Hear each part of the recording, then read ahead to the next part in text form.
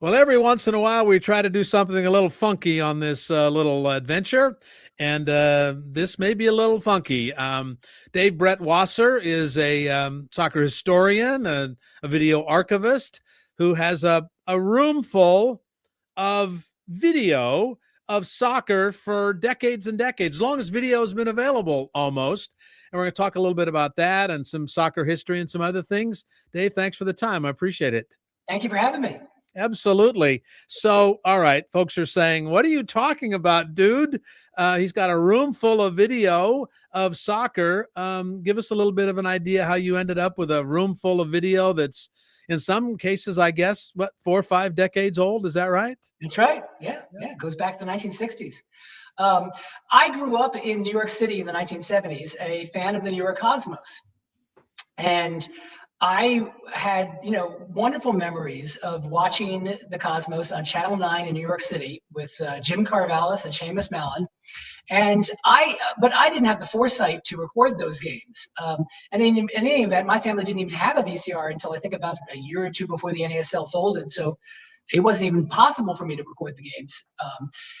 So years later, starting in about the 1990s, I got a real nostalgia bug. I wanted to see recordings of the games that I had watched growing up. And the same reason that if there's an old movie that you love, you might want to watch it again 10 or 20 years later.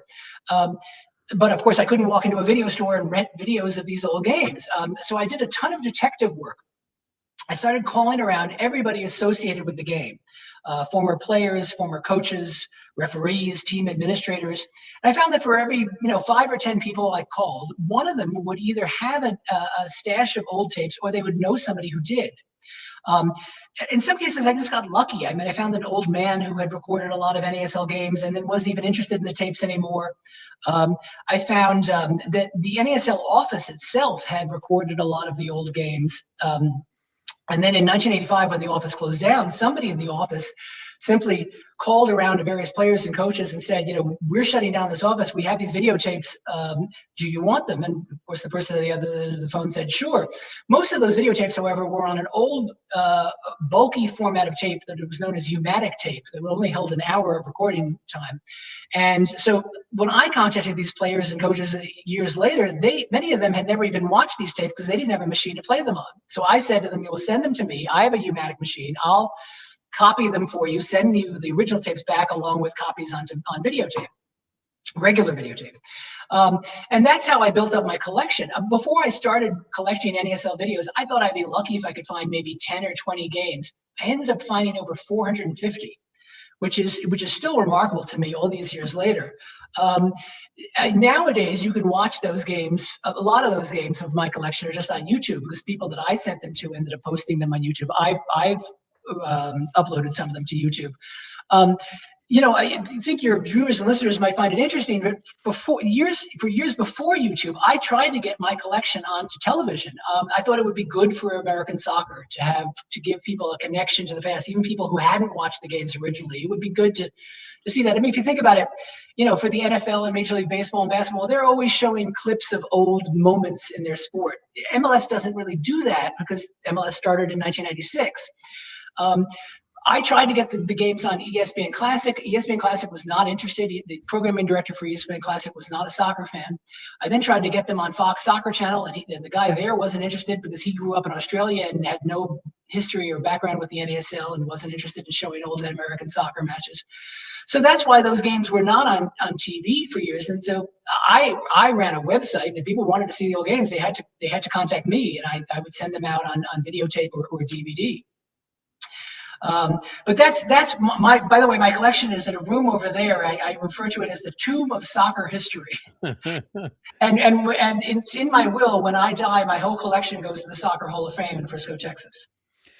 So how big is this room? Give us an idea of how big this room is. It's just a small guest room. And fortunately, I think I've got, I don't even know how many games I have. I have several thousand games on video. I've transferred about 90% of them from videotape to DVD, and DVDs take up less room. So now I've just got a wall full of shelves, and the DVDs are stacked on the wall in chronological order. Back when it was videotapes, it took up a lot more room. So one might think, all right, maybe I can make some money on this. You don't actually own the right to That's right. sell the content. You just physically have copies, and maybe in some cases the only copy of this game, but you can't really sell it. Is that right? Well, I mean, I can sell it for the 10 or 15 bucks for the cost of, I feel like that's fair to ask people to send me 10 or 15 bucks for the cost of transferring to DVD. Nowadays, I mean, if I need to send videos I get about 2 or 3 requests a year from journalists or documentarians who want old footage, and I usually just upload it, to Google Drive or something for them. So I'm not even sending out physical media anymore. But what these are known as is orphan works. Orphan works is a legal term when it's not clear who the copyright holder is, or if there is a copyright holder, that person isn't asserting their copyright, their rights. In the case of the NASL, most of the old trademarks for the NASL all were not renewed, and so it went into the public domain. So, and that's why, ESPN Classic could have shown old NASL games and not even paid a rights fee for it. But I wasn't the only one who was having problems getting the videos onto ESPN Classic. Somebody from the media department at MLS said that they tried to get old MLS Cups on ESPN Classic, and ESPN Classic wouldn't even show that. ESPN Classic ended up going out of business because I think it was so poorly run, unfortunately. Yeah. It's a little bit like that famous holiday movie, It's a Wonderful Life, ended up on television because it didn't get they didn't renew its copyright, I guess, right? I never heard that story. That's interesting. I'm not sure exactly how that happened, but yeah, but they started showing it in I think the 80s, maybe in the 90s on television, because the copyright had not been renewed, or it had been sloppy, or maybe they just gave it away, or I'm not really sure. But I guess some of this stuff would be interested. So who might call you? Who might call you and say, "Hey, do you have X?" Well, just a few months ago, I got called from an Irish production company that was contracted by the BBC to do a 6-part series about the history of American soccer that they're going to show on the BBC in the month before the World Cup comes here. And they actually came to Austin. They interviewed me for that. People who are doing profiles of old former players. Sometimes when a player or coach dies, I'll get a request from the media for clips of that player or coach. It's mostly stuff like that. It's of interest to me because I grew up with it. I understand that if I hadn't grown up with it, it wouldn't be of any interest. But it's part of my history. So. I love the acknowledgement from the BBC that America has enough soccer history that they could make 6 parts out of it. I'm very happy to hear that.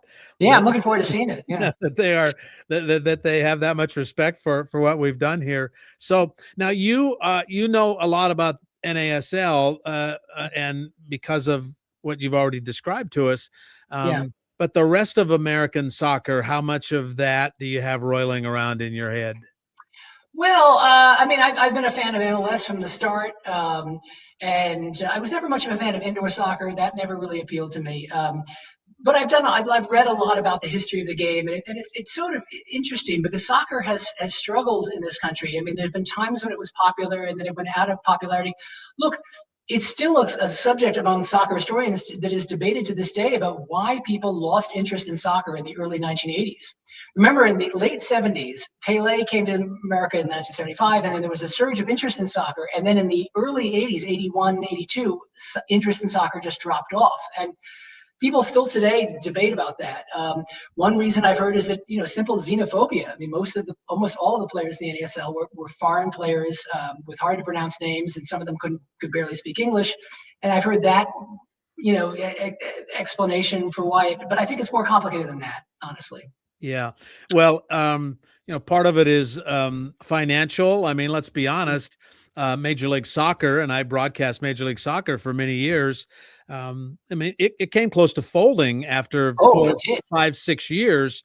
If Anschutz, Phil Anschutz was the one person who saved it, and Kraft and Hunt. Anschutz owns half the teams, and Kraft and Hunt collectively own the other half of the 10 teams that survived into the 21st century. So it's been a struggle. to make it work, figure out a good financial, a good economic model. Right, and I always say the three main things that killed the NASL. The first was the most obvious. There weren't enough soccer fans in America 50 years ago. That's what almost killed MLS 25 years ago. Mm-hmm. 25 years ago, there was a whole generation of older people who couldn't care less about soccer, and they've now died and been replaced by a younger generation that does care about the sport. So 50 years ago, we're not enough fans. 50 years ago, of course, the teams were playing in stadiums that were not designed for soccer, that were either too big. Most NASL games were either played on a baseball diamond where half of the field was grass, half of the field was the infield dirt. Other games were played on a field with American football grid lines overall, which looks terrible. But if you remember the first 5 years of MLS, before the soccer-specific stadiums were built, that was what MLS was doing. They were playing on stadiums with American football grid lines and stadiums that were way too big for the sport. Yeah, there were times when I would do a game in Kansas City when there were 5,000 people and it felt like 3. Ohio Stadium, Cotton Bowl, New York Giants Stadium. That's one of the reasons why, and I'll say this sort of self-promotingly here. We in San Jose had a stadium that was too small to play big time soccer, but was so small and intimate that it was a great place to watch a game. The field wasn't big enough, but the experience was fabulous. And that's what happened. Those, Ohio Stadium had a field that was big enough to play on, but 100,000 seats is about 75,000 too many. Right. Yeah, we all owe Lamar Hunt a great deal of credit for that. He's the one who had the idea to build soccer-specific stadiums. I mean, nobody in the NASL era, nobody had the idea of doing that, and the finances weren't there to do it. No, there was no Phil Anschutz or Lamar Hunt. Well, actually, that's not true. Lamar Hunt didn't own an NASL team. I should catch myself on that one. But I mean, there wasn't big money behind the NASL. I mean, the NASL let too many people in the door who didn't have the financial resources to withstand more than a few years of losses.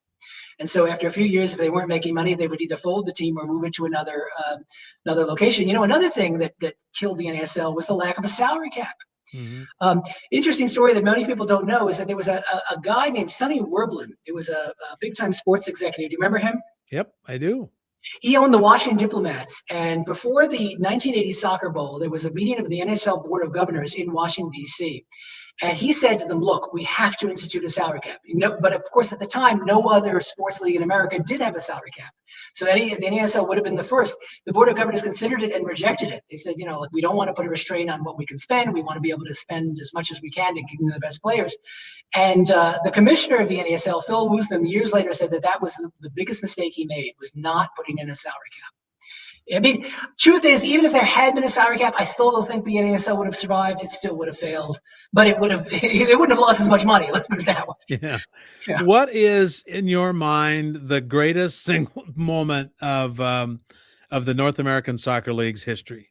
Good question, and I'm glad you asked. I was a huge Cosmos fan, and the Cosmos won the Soccer Bowl in 77 and 78, and then everyone thought that they were going to win again in 79, and they didn't. They lost in the semifinals to a plucky team, the Vancouver Whitecaps, who had a bunch of English players. Most of their team was English. The Cosmos were a variety of English and European and South American players, but Vancouver, for whatever reason, just got the best players out of the English league, including a veteran who had been on the 1966 World Cup winning team for England. And they came into Giant Stadium. It was a 2-game series back in those days. They won the first game in Vancouver, and then they won the second game in a shootout, and that's considered the greatest game in NASL history.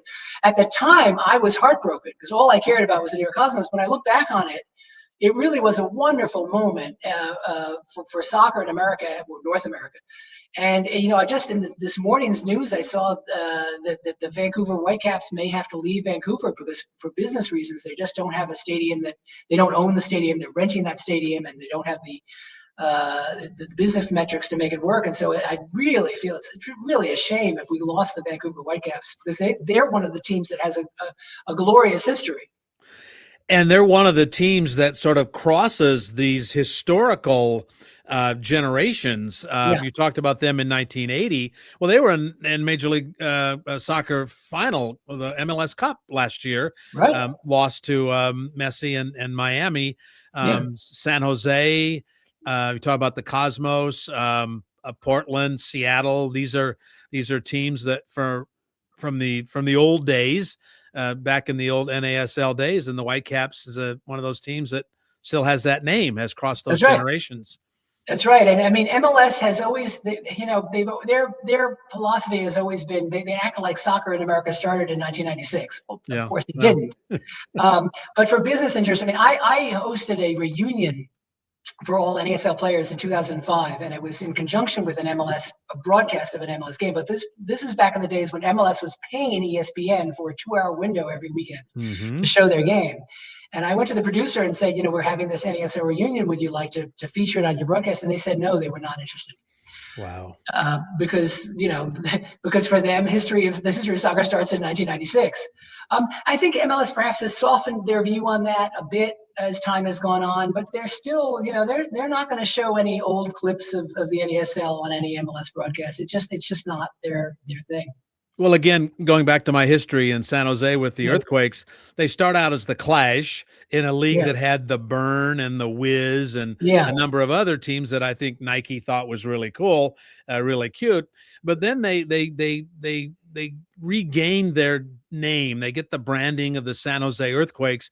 And now a big part of what they've done is celebrate the 50-year history of soccer in San Jose that is the Earthquakes. So 1974 is really a part of their branding at this point.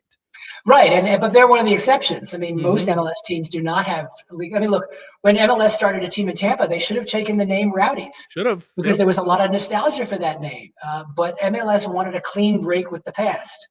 They regarded the NASL as a failure, and I've always said that that's an overly simplistic way of looking at the NASL. The NASL was both a success and a failure. Yes, it was a failure at the end, but it was a success for a number of years before it collapsed.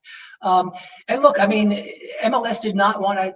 MLS could have adopted the Cosmos name. They could have just paid Pepe Pinchen the rights for the Cosmos name back in 1996, but they didn't want to do that because they wanted a clean break from the past.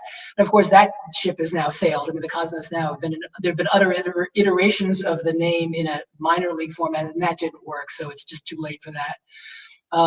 But yeah, nostalgia is a big selling point, especially for sports, because people like to connect the present to the past. I mean, in the run up to the Super Bowl, you're seeing so many, like, at least in my feed on social media, I'm seeing so many like historical comparisons, like, what did this team do in the past and what will they do now? And how will that contribute to the history of the team? And MLS has never really done much of that, unfortunately. Why would you want to call them the Cosmos when you could call them the New York, New Jersey Metro Stars? Oh, yeah. Right, I don't know why you'd want to. And speaking of the Cosmos, you probably thought when you were growing up that everybody was as good as Pele, that Pele was just a normal thing at the stadium. Is that right? Yeah. Well, of course, Pele came to the Cosmos at the end of his career. So he wasn't the player he was at the very end that he had been 10 or 15 years earlier. He was still Pele, though. He was still Pele, right. I mean, truth is, the best player who has ever played in North America, either league, either MLS or NASL, is Giorgio Canaglia. Giorgio Canaglia had a touch and an intuitive sense of the game that exceeded anything else I've ever seen. And of course, so often today you see young players try to blast the ball, try to slam the ball into the net. Giorgio Canaglia was smart enough to know that it was far better to sort of pass the ball into the net, because accuracy is usually more important than power. The problem with power is that it usually makes the shot sail up or wide. And Giorgio Canaglia had a scoring touch, which nobody is. Look, I would love it if MLS named their scoring title after somebody like Giorgio Canaglia, but they're never going to do that. That's not Don Garber's vision for the league. How old was Canaglia when he came to NASL?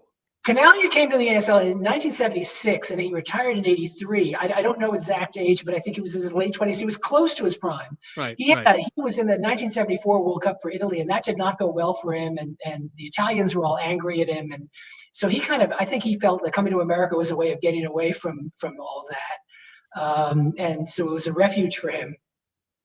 I mean, he was a funny character. I mean, great player, not a kind of an irascible character, not very nice. I talked to him a few times. It was very nice to me. But that's because I had old videos of him playing, and he wanted to see the old videos himself. So you're a historian and an archivist, and you have a room full of this stuff. But what does Dave Brett Wasser do in real life? This is not your gig. No, it's not. No, this is just a labor of love at this point. I run a nonprofit. First of all, I should say I'm a huge animal rights supporter. I'm vegan, and I run a nonprofit organization called Cruelty Free Investing, and you can find it on the web at crueltyfreeinvesting.org.